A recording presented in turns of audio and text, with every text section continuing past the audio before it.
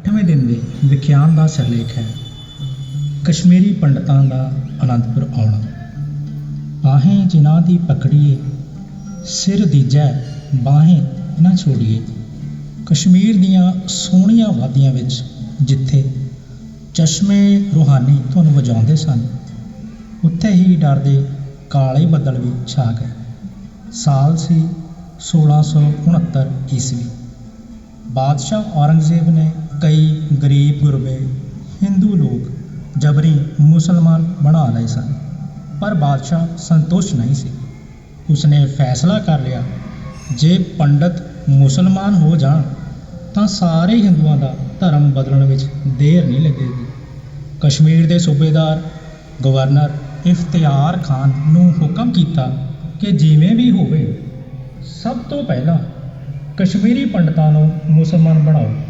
ਕਿਉਂ ਜੋ ਕਸ਼ਮੀਰੀ ਪੰਡਤ ਹੈ ਤੁਹਾਡਾ